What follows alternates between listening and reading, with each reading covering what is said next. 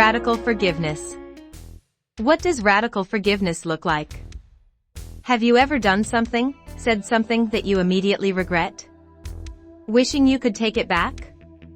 Maybe it was an email or text message that when you hit send, you wished you could jump into cyberspace and destroy it.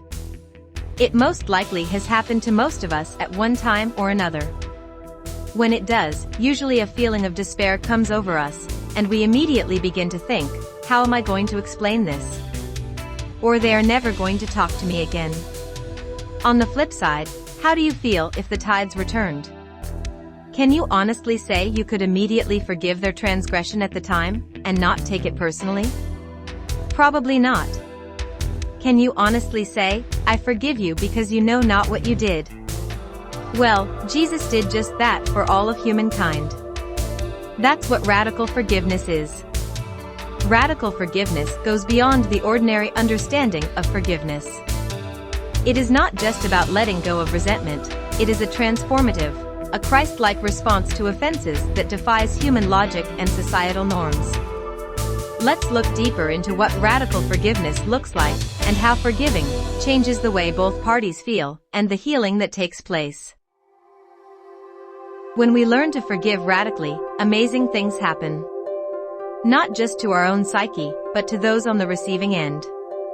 Let's look at 7 ways that Jesus radically forgave, according to man's law, that will change hearts and minds everywhere. 1. Unconditional, given without the requirement of an apology, changed behavior, or even acknowledgement of wrongdoing. Example, Jesus on the cross, Luke 23 verse 34, Father, forgive them, for they do not know what they are doing. Jesus forgave even as he was being crucified, without waiting for his persecutors to repent. 2. Extravagant, it extends beyond what is expected or reasonable, offering grace that seems excessive. Example, the prodigal son's father, Luke 15 verses 20 to 24, the father didn't just accept his lost son back, he ran to him, embraced him, and threw a celebration. 3. Healing and redemptive, it seeks not only personal peace but also the restoration of the offender when possible. Example, Joseph forgiving his brothers, Genesis 50 verses 19 to 21. After being sold into slavery by his own brothers, Joseph reassured them, saying, You intended to harm me, but God intended it for good. 4. Defies human justice, it surrenders the right to revenge or restitution, trusting God's justice instead. Example, Stephen forgiving his killers, Acts 7 verses 59 to 60, as he was being stoned, Stephen prayed, Lord, do not hold this sin against them.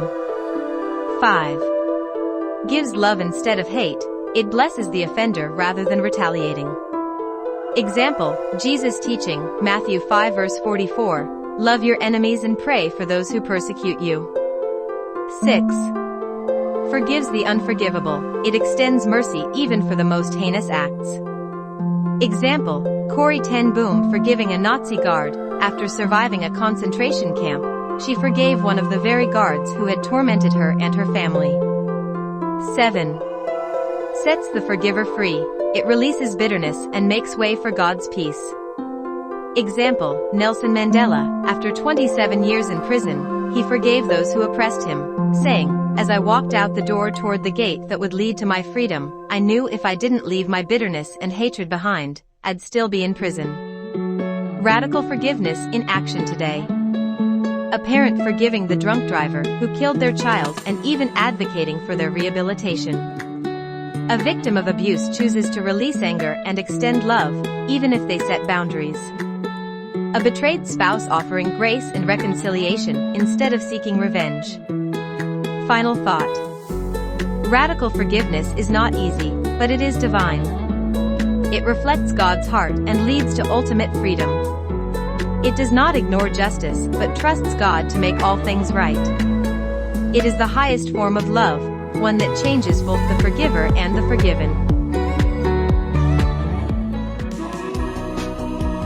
We hope you will join us April 4th, 2025 for our inaugural podcast, where we will explore all of God's design laws for living, here on Beyond Politics, rediscovering purpose through spiritual unity. Until then, live by God's design.